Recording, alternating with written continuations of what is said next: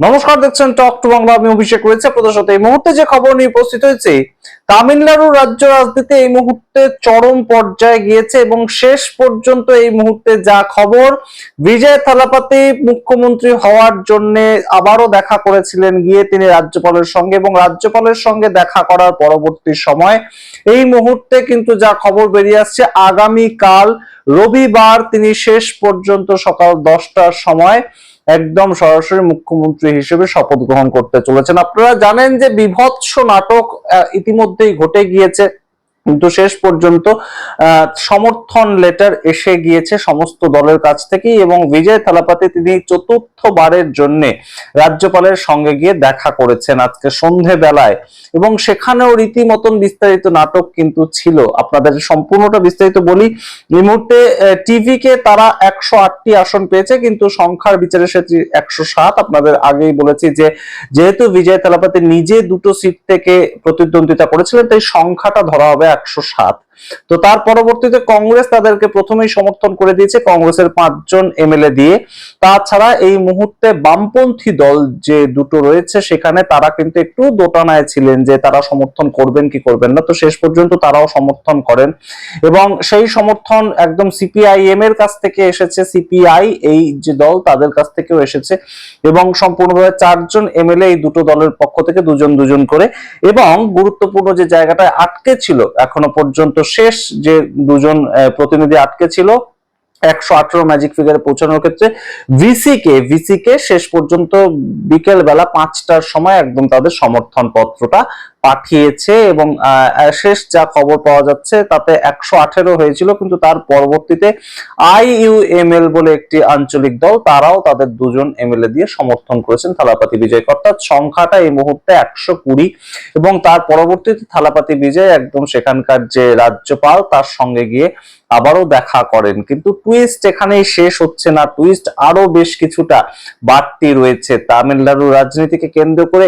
আজকে রাত পর্যন্ত কিন্তু এখনো যেহেতু শপথ গ্রহণ হয়নি মুখ্যমন্ত্রী হিসেবে, অনেক কিছু ইকুয়েশন বদলে যেতে পারে। আপনাদের সমস্যাটা বলবো, তার আগে অবশ্যই টক টু বাংলা ইউটিউব চ্যানেলকে সাবস্ক্রাইব করুন, এই ভিডিও দেখুন শেষ অবধি স্কিপ না করে। আপনারা জানেন তামিলনাড়ুতে ইতিমধ্যেই বিভিন্ন ধরনের ইকুয়েশন চেঞ্জ হয়ে গিয়েছে। এআইডিএমকে তারা চেয়েছিল প্রথমে থালাপাতি বিজয় তার সঙ্গে সরকার তৈরি করতে, কিন্তু সেই এআইডিএমকে যখন পারলো না, তখন কিন্তু তাদের মধ্যেই দল ভাঙার একটা এই মুহূর্তে রীতিমতন হিড়িক পড়ে গিয়েছে। আমরা দেখতে পাচ্ছি এআইডিএমকে পালানাস্বামী, তিনি একজন সর্বোচ্চ নেতা এআইডিএমকে, তার সঙ্গে দ্বন্দ্ব তৈরি হয়েছে 36 জন জয়ী এমএলএ তাদের পক্ষ থেকে, এবং তাদের বক্তব্য ছিল যে এত কিছু যখন চলছিল আমরাই তো সমর্থন করতে পারতাম থালাপাতি বিজয়কে, আমরা কেন বিজেপি কে ধরে রয়েছি। সেই জায়গাটা গুরুত্বপূর্ণ হয়ে উঠেছে, এবং এই মুহূর্তে এআইডিএমকে থেকে কিন্তু অবশ্যই বেশ কিছু এমএলএ তারা চলে আসতে পারেন থালাপাতি বিজয়ের দিকে। সেই জায়গাটা যেমন তৈরি হয়েছে, ঠিক তেমন ভাবে আপনাদের জানাই এই মুহূর্তে সন্ধ্যেবেলা তামিলনাড়ুর যে গভর্নর, তিনি আবার কেরালারও গভর্নর, এই একই ব্যক্তি, তিনি রাজেন্দ্র বিশ্বনাথ, তিনি কেরালা এবং তামিলনাড়ু দুটো রাজ্যের একসাথে গভর্নর। তো তার প্লেনের ফ্লাইট ছিল সন্ধ্যে 7টা 10-এ। তো তিনি কেরালায় যাবেন এবং কেরালায় সরকার তৈরি করে সেখানে 12 তারিখ তার পরবর্তীতে ফিরে আসবেন, তারপর তামিলনাড়ুতে সরকার তৈরি হবে, এরকম একটা প্রেক্ষিত তৈরি হয়েছিল। কিন্তু তার আগেই একদম সরাসরি থালাপাতি বিজয় তার কাছ থেকে অ্যাপয়েন্টমেন্ট নিয়ে তার সঙ্গে চতুর্থবারের জন্য দেখা করেন, এবং তিনি জানান যে আমার কাছে সম্পূর্ণ যে ম্যাজিক ফিগার সেটা তৈরি হয়ে গিয়েছে, 118 দরকার, আমার কাছে 120 রয়েছে, আপনি এবার আমাকে সরকার তৈরি করার মতন পারমিশনটা দিন। এর আগে আপনারা জানেন যে 3বার একদম সরাসরি থালাপাতি বিজয়কে চলে যেতে হয়েছে, তার সঙ্গে দেখা করেছেন রাজ্যপাল, কিন্তু রাজ্যপাল জানতে চেয়েছেন আপনার কাছে কি ম্যাজিক ফিগার রয়েছে, না হলে আমি পারমিশন দেব না।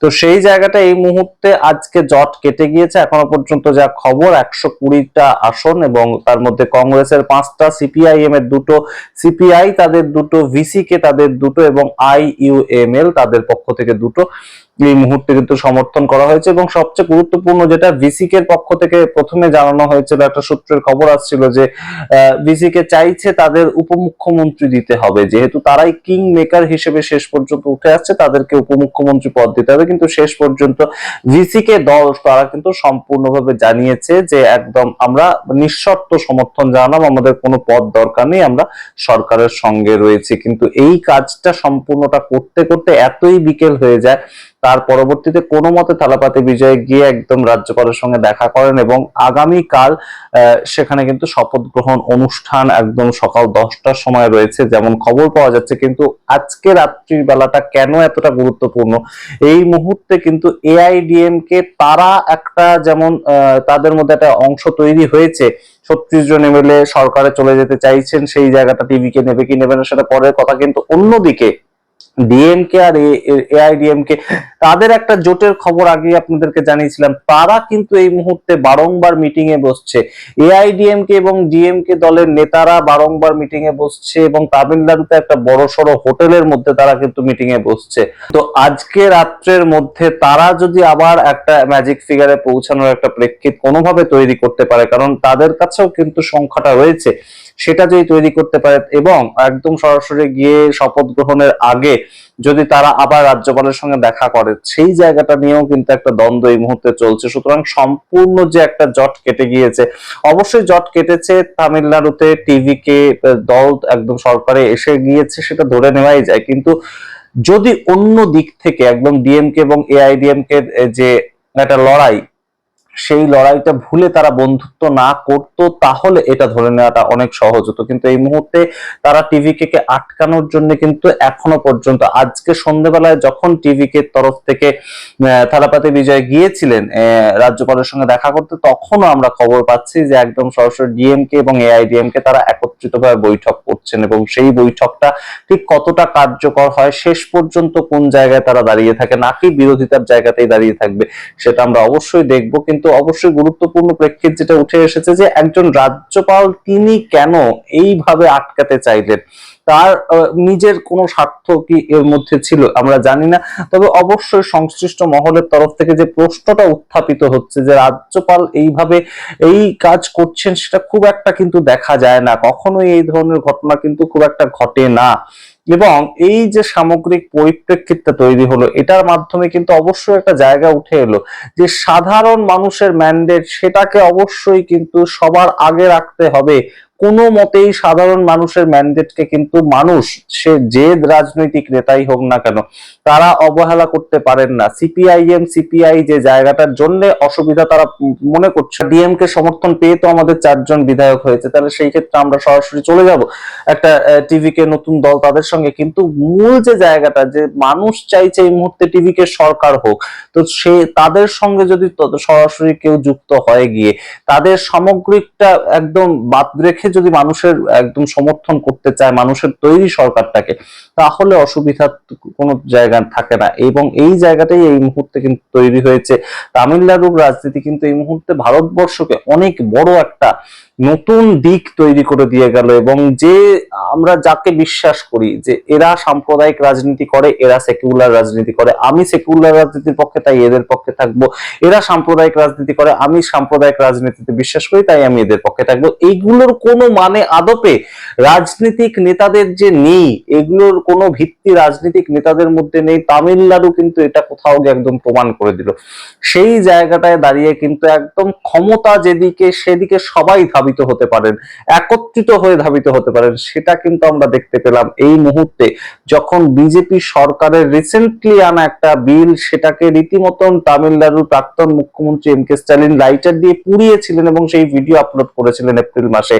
সেই বিজেপি সরকারের সঙ্গে অ্যালায়েন্সে তাকে এআইডিএমকে তাদের সঙ্গে জোটবদ্ধ হতেও তাদের কোনো আপত্তি এখনো পর্যন্ত থাকছে না টিভিকে আটকানোর জন্য। অর্থাৎ সম্পূর্ণ বিষয়টা আটকে আছে ক্ষমতাতে, সম্পূর্ণ বিষয়টা আটকে আছে যে বিধানসভায় গিয়ে মুখ্যমন্ত্রিত্ব কে করবে সেই জায়গাটাতে। অবশ্যই আপনারা বোঝার চেষ্টা করুন যে আপনারা একদম অন্ধবিশ্বাস যে কোনো রাজনৈতিক দলকেই করুন না কেন, যে কোনো রাজনৈতিক নেতাকেই করুন না কেন, সেই বিশ্বাসের জায়গাটা শেষ পর্যন্ত অটুট থাকবে। তো তামিলনাড়ুর রাজনীতি কিন্তু এই মুহূর্তে এই প্রশ্ন আরো একবার উত্থাপিত করে দিল। এই সামগ্রিক সিচুয়েশনটা তৈরি হতো না যদি রাজ্যপাল প্রথম দেখাতেই টিভিকে একটা সুযোগ দিত ফ্লোর টেস্ট করার জন্য। সরকার তৈরি করার আগের মুহূর্তে তারা অন্তত শপথ নিক, তারা সংখ্যাগরিষ্ঠ দল হিসেবে উঠে এসেছে, তারা শপথ নিক, সেই জায়গাটা যদি তৈরি হতো তাহলে হয়তো এত কিছু উন্মোচিত হতো না। ডিএমকে আইডিএমকে তারা মিটিং করতো না হোটেলে গিয়ে, এই বিষয়গুলো উঠে আসছে এই মুহূর্তে আপনাদের জানালাম, এবং আমরা অবশ্যই জানাতে থাকবো যে রবিবার 10ই মে শেষ পর্যন্ত তামিলনাড়ুর মুখ্যমন্ত্রী হিসেবে থালাপাতি বিজয়, যিনি একজন সুপারস্টার তামিল সিনেমার, তিনি এসে সরাসরি রাজ্যের একদম জননেতা হয়ে যাচ্ছেন কিনা, অভিনেতা হয়ে যাচ্ছেন জননেতা, সেই জায়গাটা তামিলনাড়ুর মানুষের ইচ্ছে মতোই শেষ পর্যন্ত হচ্ছে, নাকি আবারও রাত্রের মধ্যে অন্য কোনো টুইস্ট আসছে, আপনাদের জানাতে থাকবো। আপনারা দেখতে থাকুন টক টু বাংলা। অবশ্যই টক টু বাংলার প্রত্যেকটি খবরে নজর রাখুন এবং অবশ্যই চ্যানেলকে সাবস্ক্রাইব করে দিন। ধন্যবাদ।